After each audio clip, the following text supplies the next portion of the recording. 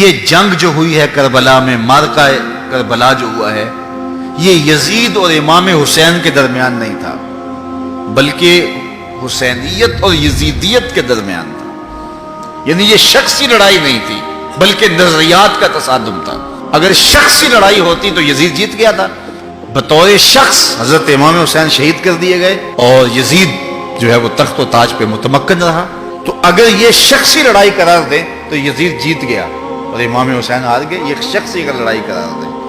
اور اگر یہ لڑائی نظریات کی قرار دیں، اور جو حقیقت میں نظریات کی لڑائی ہے، تو یزیدیت ہار گئی اور حسینیت زندہ باد ہو گئی۔ یزیدیت کا جنازہ نکل گیا۔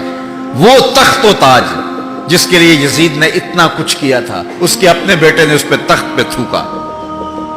یزید کا بیٹا معاویہ بن یزید جب تخت نشین ہوا ہے تو وہ گھر سے باہر 6 ماہ نہیں نکلا، اس کا جنازہ ہی نکلا۔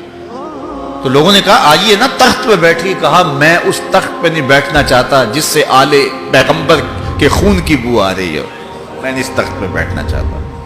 اور پھر اس کا تخت سمٹ گیا، اس کا نام مٹ گیا، کلنج کے مرض سے تڑپتا ہوا مرا اور انتہائی ذلت کی موت مرا، رسوا ہو گیا، اس کا نام بھی باقی نہیں ہے۔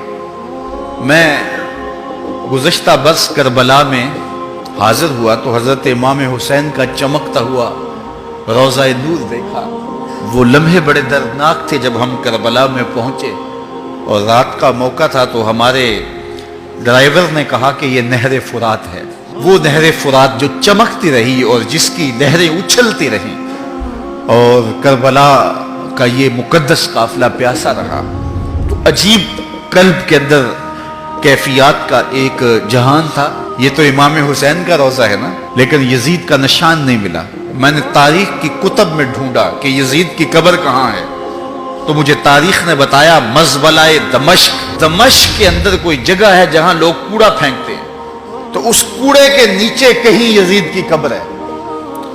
نشان بھی نہیں ہے کہاں ہے، لیکن اتنا پتا ہے اس روڑی کے نیچے یزید کی قبر ہے۔ یزید کی قبر مزبلہ دمشق میں، اور امام حسین کا قبضہ آج بھی کربلا پہ۔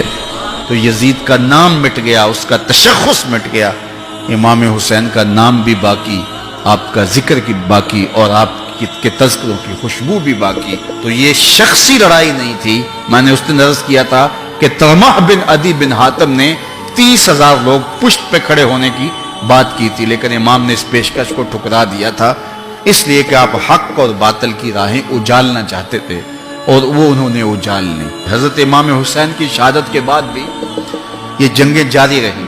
مالک اشتر کی قیادت میں مختار سقفی کی فوجیں ابن زیاد کی فوجوں کے مقابلے میں فرات کے کنارے لڑ رہی تھی۔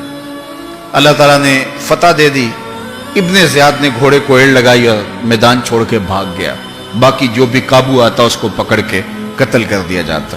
خیر یہ لوگوں کی پہنچ سے بہت دور نکل گیا، لیکن اس کا جی گھبرا رہا تھا، پیاس کی شدت تھی، گھوڑا بھی ہانپ رہا تھا۔